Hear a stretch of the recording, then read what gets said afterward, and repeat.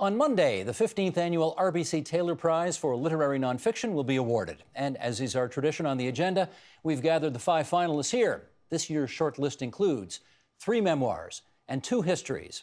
And so to consider the past and the nature of memory, we welcome, in alphabetical order, Ian Brown, author of 60, The Beginning of the End or the End of the Beginning. Camilla Gibb, author of This Is Happy. David Halton, author of Dispatches from the Front, The Life of Matthew Halton, Canada's Voice at War. Wab Kinew, author of The Reason You Walk. And Rosemary Sullivan, author of Stalin's Daughter, The Extraordinary and Tumultuous Life of Svetlana Alliluyeva. Welcome, nominees. It's great to have you here again as we continue this tradition here on the agenda. We've got the 3 memoirs and the 2 histories, so we're going to break you up in that regard. They say, write about what you know, and Ian, you know about what turning 60 is all about. Why was that important to write about? I had not read anything that I liked, that I was interested in reading on that subject. I found it gripping, slightly painful, almost bipolar experience. Not clinically, but in terms of, I'd wake up one morning and I'd think, I'm alive. I'm alive! And then I would wake up other mornings and I would think, I am not alive. And it was so complex, and I couldn't figure out why I felt the things I felt. And I thought if I keep a diary of that 1 year between 60 and 61, maybe I can, you know, slow down time and figure out whether I should be packing more in or getting rid of stuff and concentrating on a few details. Have you come to any conclusions about that yet? It will take me another 10 years to figure that out, at which point I will be able to write 70. Yeah. That's right. At least that's the plan. Very good. Promotion. That's right. Let's get out there early and start promoting what's coming along the way. Camilla, you and I chatted while you were in the makeup chair about the fact that your book is just brutally honest about a very tough time in your life, and I wonder why you had apparently very few qualms about sharing such intimate, painful details about your life. Well, I think, I'm not sure that I knew that I was setting out to do that. What, do you think it was going to have a happy ending when you wrote it, or what? I was aspiring towards a happy ending. So. There is a kind of irony in this title, yeah. This is Happy. But, you know, to be honest, when you work with a really good editor, which I do and have both on fiction and nonfiction, Martha, she's quite forensic in her analysis of character. She'll shine a light where I'm being evasive, where I'm being protective, where I'm not going the distance. Okay, I must have missed where you were being evasive, because it didn't seem to me like you left anything to the imagination. There were moments where she could smell it, she could detect it, and she said to me, you know, good memoir holds up a mirror uncomfortably close. And so I had that in mind, uncomfortably close. But I guess it gets fogged by the breath, and you have to wipe away the breath and then see what's there. But there was obviously a sort of a risk taken in doing that. But to be honest, the stories that have returned to me as a consequence of sharing something that is private, yes, but much more common than one might hope. Well, this is it. I mean, you're pregnant, your relationship is ended, you think your life is going down the tubes. It's a particularly vulnerable time of your life. So you're getting that fed back from others to you now? I had to write my way out of that situation. I mean, I write in order to know what I think and I feel. And so I wrote to an end, but I also had to look back at my first family, sort of, you know, what have I learned about love and loss and how we create families. What can I sort of bring forward? The stories that have come back to me really are often about grief and loss. And of which, sadly, there is no shortage in this world. No, it's part of life, isn't it? Yeah, yeah. Wab, actually, quite similarly, you're trying to, I guess, get in touch with a hard relationship with your dad and the reconciliation that you were striving for. The book helped you do that, I presume? Yeah, it did. You know, it's a book about reconciliation on a number of levels. You know, it's a book about somebody who was traumatized in residential school, eventually having a rapprochement with the Catholic Church that was responsible for that harm.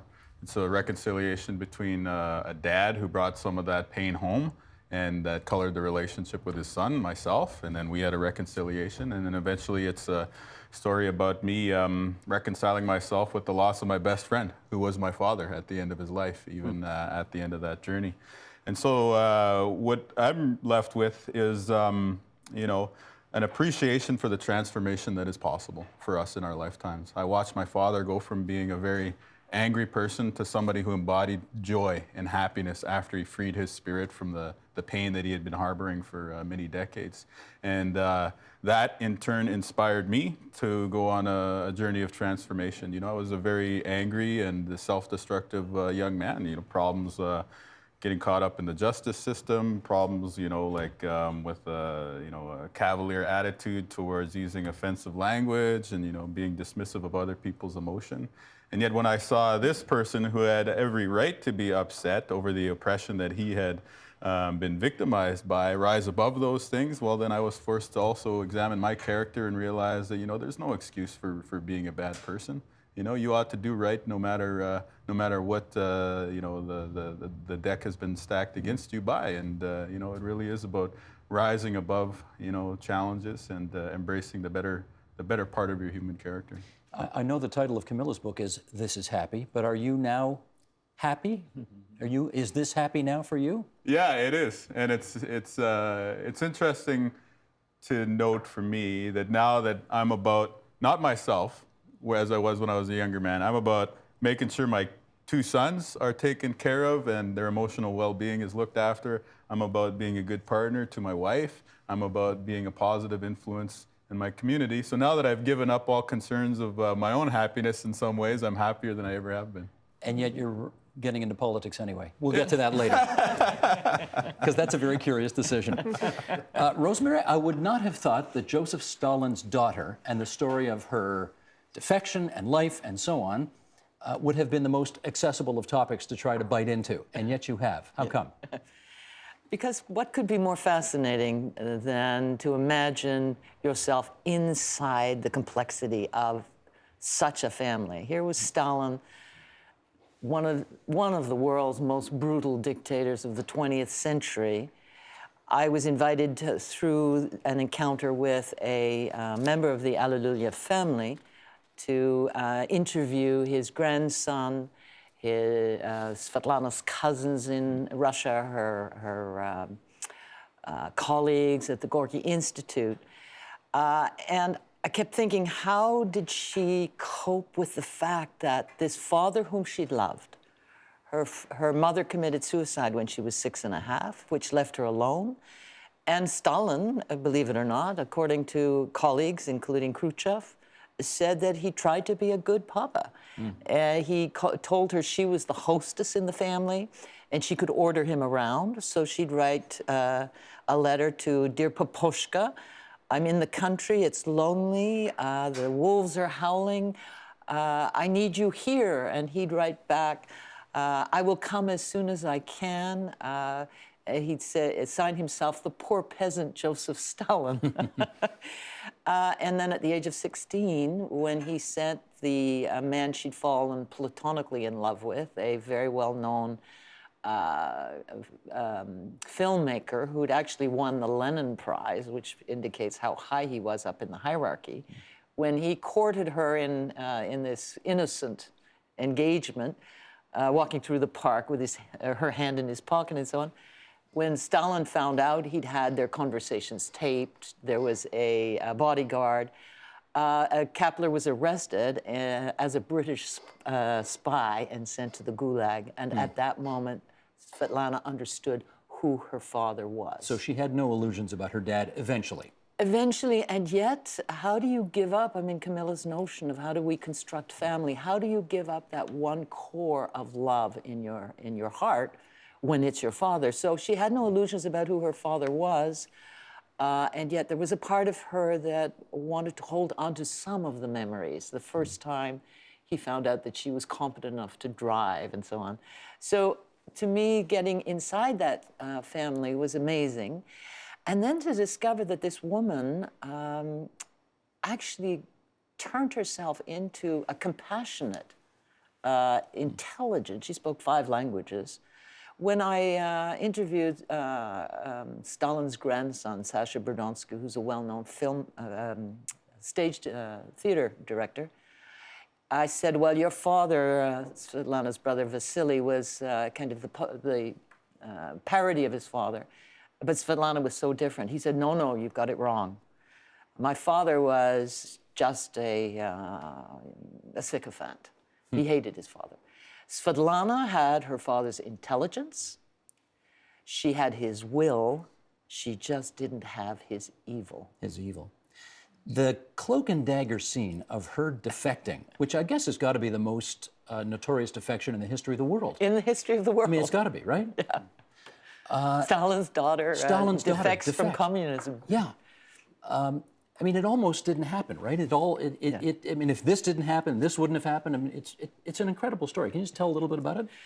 Svetlana was living in India for 3 months. She had been in love with an Indian man who was a translator in Moscow, had asked the poet Brezhnev if she could marry him because he was ill and she wanted to take him back to India. She was refused on the grounds that Stalin's daughter should not marry a foreigner. The minute she asked if once he died, she could take his ashes to India, she was granted permission. She knew what was going on, the relationship between Indira Gandhi's government and the Soviets. So here she is in India with his ashes. She falls in love with India, wants to stay on. They say no. She gets so tired of being state property. On an impulse, she takes a taxi to the American embassy in New Delhi and asks to defect. The ambassador, Chester Bowles, a very intelligent man and compassionate, they don't know, do they have a Soviet spy? Did they have a madwoman on their hands? When they sent off the telexes to Washington, the CIA, the FBI, the State Department didn't know Stalin had a daughter. What did they do with her? Bowles said she goes to America. When she was in midair, they got a communique from Washington from a Undersecretary of State, Foy Kohler, who said, kick her out, have nothing to do with her. If she hadn't been in midair, in fact, she probably was still at the airport because the plane was delayed by 2.5 hours, she would have been refused permission to the United States. As it was, they parked her in in Switzerland. Why the Americans were refusing the most powerful propaganda moment in the Cold War. They're terrified about potentially ruining relations with the Soviets, right? What relations did they have with the Soviets? Okay, fair point. You didn't know her. You knew the subject of your book. You wrote about your dad. Indeed. Why write about Dad?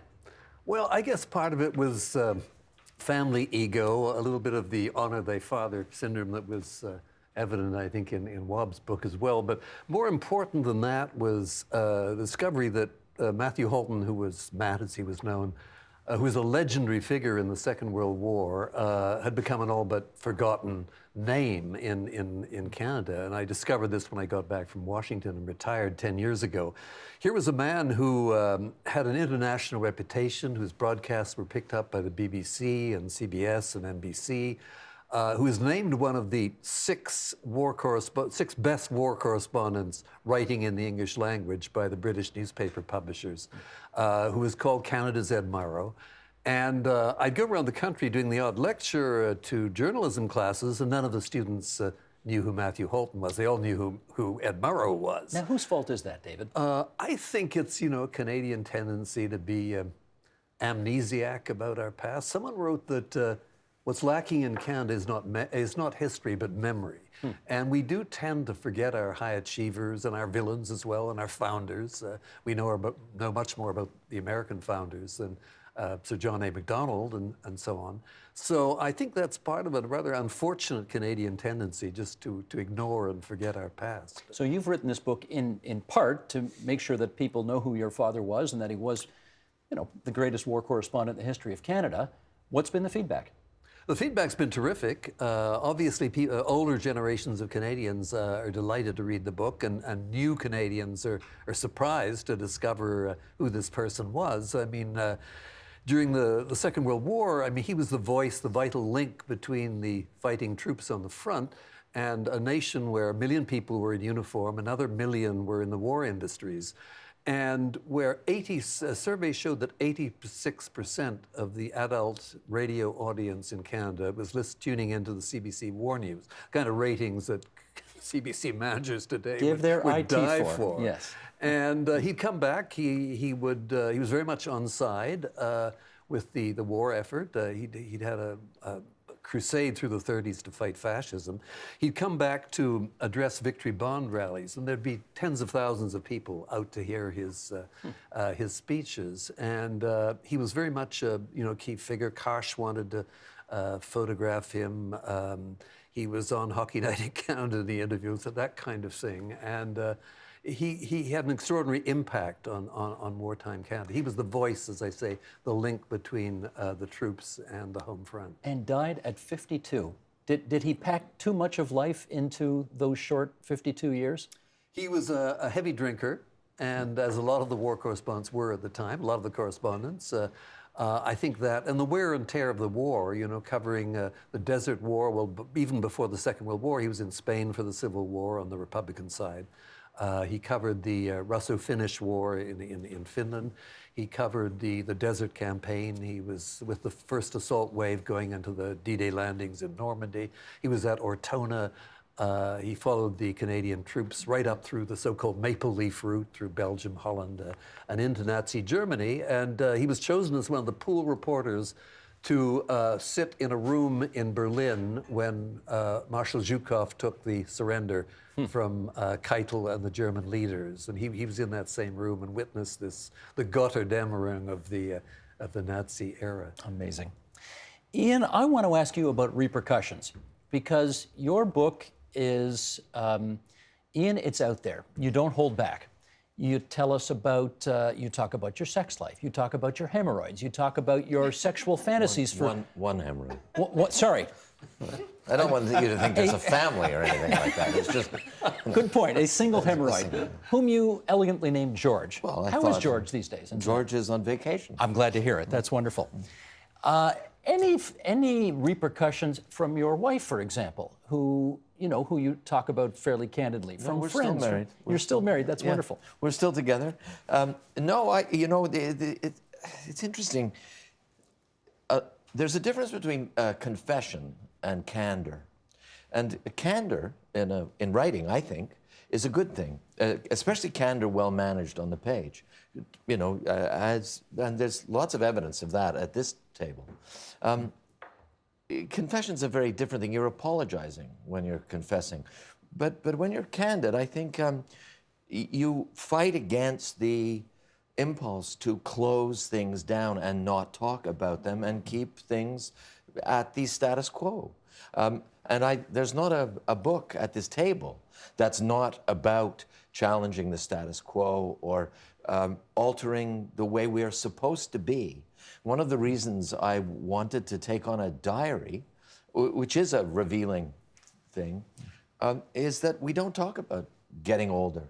We're in denial about it from the moment we're born. No, we're obsessed about youth. Well, yes, and we keep this aging person inside us until it finally grabs us by the throat and says, I am here inside you aging. We go, Jesus, well, pardon me, whatever. Where did you come from? I didn't know you existed. And there are huge consequences of behaving and thinking like that way, the way we treat older people, the housing of the elderly, and not just the elderly. I mean, pick the marginalized group you want to talk about. And that all comes from being afraid.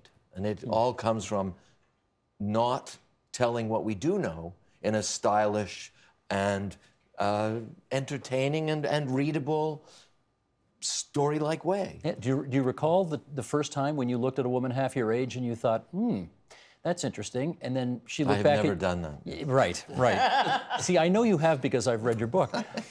Well, but then she looks back at you and says, nothing, doesn't notice you, doesn't, because you're twice her age. I remember it was on a train, and it was the train, I believe, to Montreal. I was going to see my daughter, and I was working on my computer, on my laptop, my machine, that electronic thing, and she was wearing one of those slouch toques that are very common or were that year. And she smiled at me as I got up to go to the men's room on the train. And I did momentarily think, oh, that old story, you know, sex on the train. You know, I mean, there's not a person at this table who has not entertained at least the thought of, or the memory of that fantasy, or the awareness of it. And she smiled. I thought, oh, she likes me. And then I realized that she was smiling at me because she thought I might fall over because of my age on the train. And that, you know, I had become invisible, marginalized. But, you know, again, you know, the laments for being invisibilized or marginalized are incessant. But in fact, there's great, great, great value to becoming invisible because you can be everywhere and not be seen. And say what you think. Well, you can, instead of seeing age as this tragedy, as this, you know, rapid descent into the bottomless darkness, you know, we could actually think of it as a great, great gift if we understood how to honor it and pay attention to it. But How do you, Camilla, deal with the fact that you have obviously told your story in your memoir the way you remember it, but the way you remember it, how do I say this nicely, may not actually be the way it happened. Of course. So how do you deal with that? Well, you know, David Shields, who wrote a book called Reality Hunger, says that anything processed through memory is fiction. And so I don't go quite that far, but I'm very aware of kind of the narrative, the way we construct a story of ourselves and of our lives by piecing together certain elements. And, you know, even for purposes of writing a memoir, if something doesn't serve the kind of the central, I guess, theme or direction of the whole, you discard it, you leave it aside. So there's so much that gets omitted. You're not convinced that anything has been omitted, but I happen not to be convinced, but I wonder if anybody that you've written about in this book has got back to you since it came out and said, excuse me, that's not the way it happened. I think, you know, readers are a little more sophisticated, including readers in my own family, and they understand that it's a memory of my own experience, and that it could be interpreted differently. My mother's corrected me on a couple of details, but that was in draft form. My brother's furious, but he often is. Yes, And certain people read it before it was in its final form and gave me their feedback.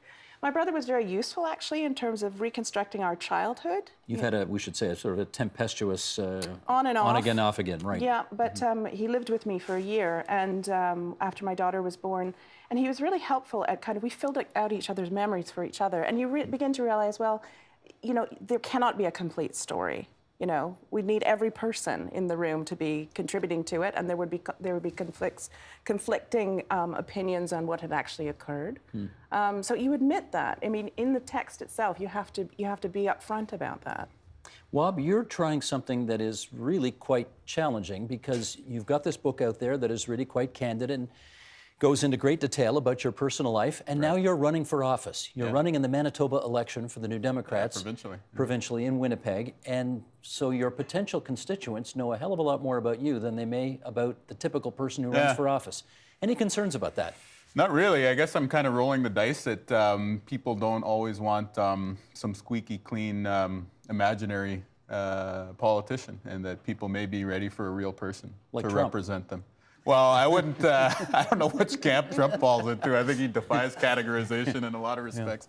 But, you know, I am seeking societal change. That's why I'm entering politics. I want justice for the environment, for Indigenous people, for newcomers. I want economic fairness for everybody in our society. And I don't see how I could ask for societal transformation if I don't believe that transformation can exist at the individual level. And so I'm completely okay with putting myself as a flawed person if it helps me to show that transformation is possible for people, and then potentially on a more ambitious level at the aggregate level of our society. Rosemary, how more challenging is it to write about somebody you don't know? It's when you're writing biography, it's a heck of a lot safer to write about somebody you don't know. Safer?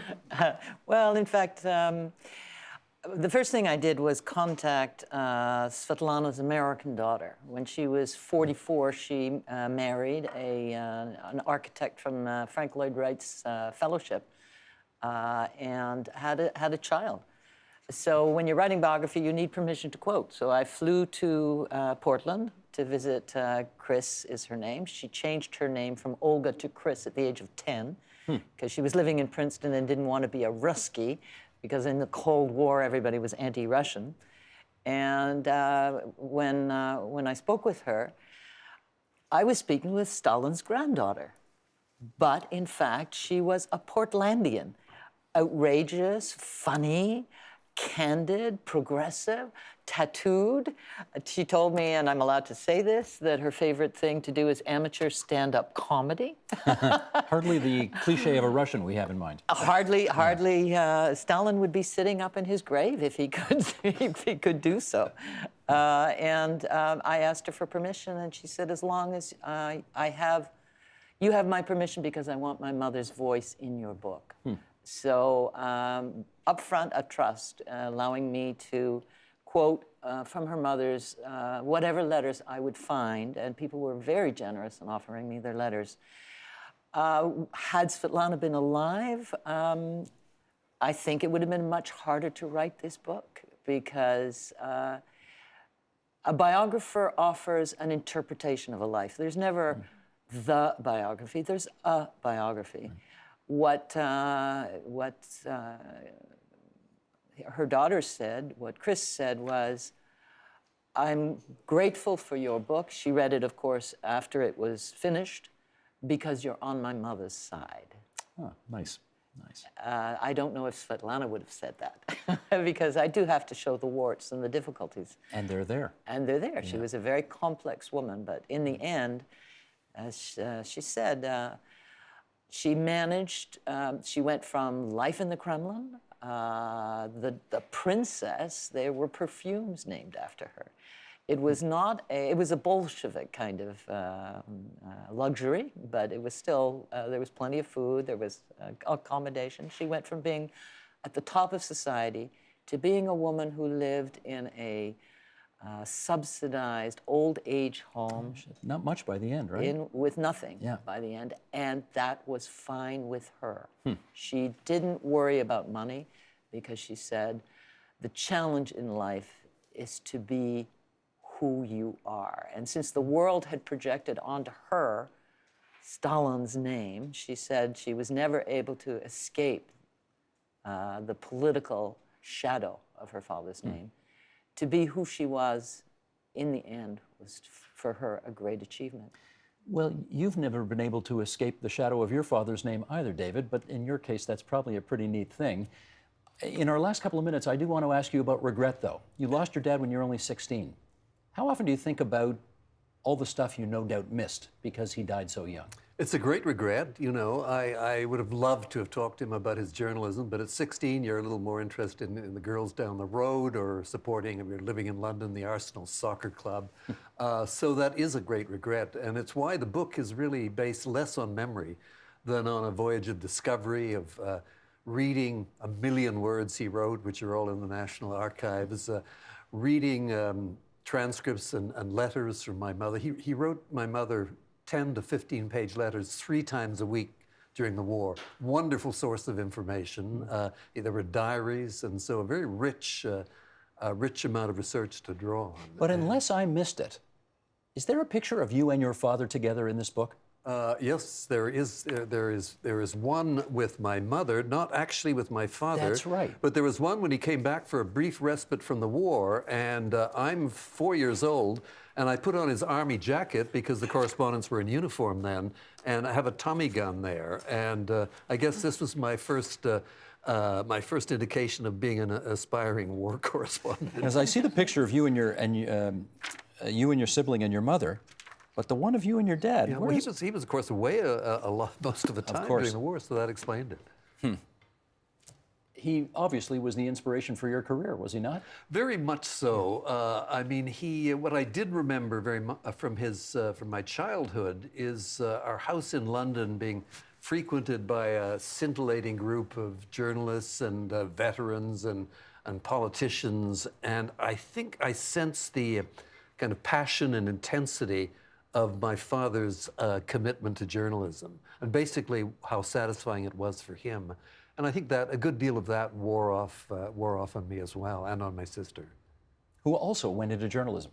She did indeed. Amazing. She worked for Newsweek, for The Observer, Sunday Times, and then wrote an absorbing account of her husband, Kenneth Tynan, the famous British drama critic. I mean, that's as good a tribute to a father as you can get, right? Both the kids go into his line of work. Indeed, and what I remember particularly well is that when we got good marks, but particularly in English at school, he would take us out to expensive restaurants in London. So we developed a very early taste for lobster and oysters and things like that. As a result of being grammatical. That's right.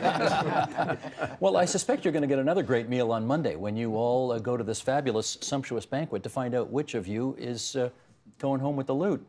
I want to thank all 5 of you RBC Taylor Prize nominees for coming into TVO tonight, continuing our tradition here at TVO, and thanks for your books. They're all terrific, and good luck to all of you. Thank you. Thank you. Thank you. Help TVO create a better world through the power of learning. Visit supporttvo.org and make a tax-deductible donation today.